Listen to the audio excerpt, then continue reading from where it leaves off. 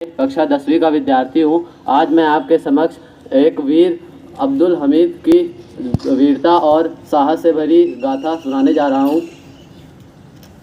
अब्दुल हमीद का जन्म गाजीपुर ज़िले के धर्मपुर गांव में 1 जुलाई सन 1933 में हुआ था। उनके पिता मोहम्मद उस्मान सिलाई का काम करते थे, लेकिन हमीद का मन इस काम में नहीं लगता था। उनकी दिलचस्पी लाठी चलाना, कुश्ती का अभ्यास करना, गुलेल से निशाना लगाने जैसी चीज़ों में थी। एक किस्सा यह भी पता चलता है कि एक बार उन्होंने बाढ़ में डूब रही 2 लड़कियों को भी बचाया था। 20 साल की उम्र में अब्दुल हमीद ने वाराणसी में भारतीय सेना की वर्दी पहनी थी।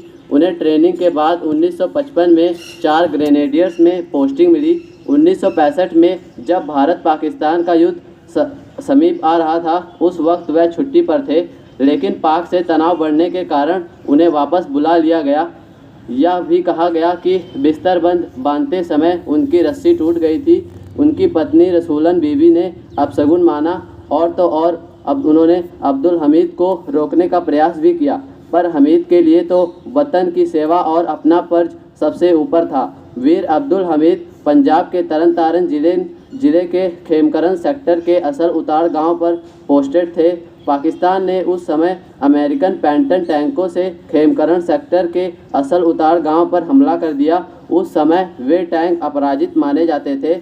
उनकी जीप वहीं से गुजर रही थी। वह जीप में ड्राइवर के साथ वाली सीट पर बैठे थे। उन्हें दूर से ही टैंकों की आवाज़ सुनाई दी। कुछ देर बाद उन्हें टैंक दिख भी गए। वह गन्नों की आड़ लेकर अपने रिकॉयलेंस गन से टैंकों पर फायर कर दिए। उन्होंने एक बार में ही 4 टैंकों को उड़ा दिया। यह सूचना हेडक्वार्टर्स में पहुंच गई थी।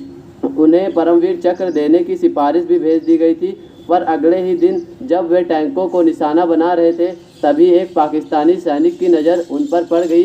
दोनों तरफ से धुआंधार फायरिंग हुई, जिसमें पाकिस्तानी टैंक तो तबाह हो ही गए, पर साथ ही अब्दुल हमीद की जीप के भी परखच्चे उड़ गए। उन्होंने वतन के लिए अपनी कुर्बानी दी और इस अदम्य साहस और वीरता के लिए उन्हें परमवीर चक्र से मरणोपरांत सम्मानित किया गया।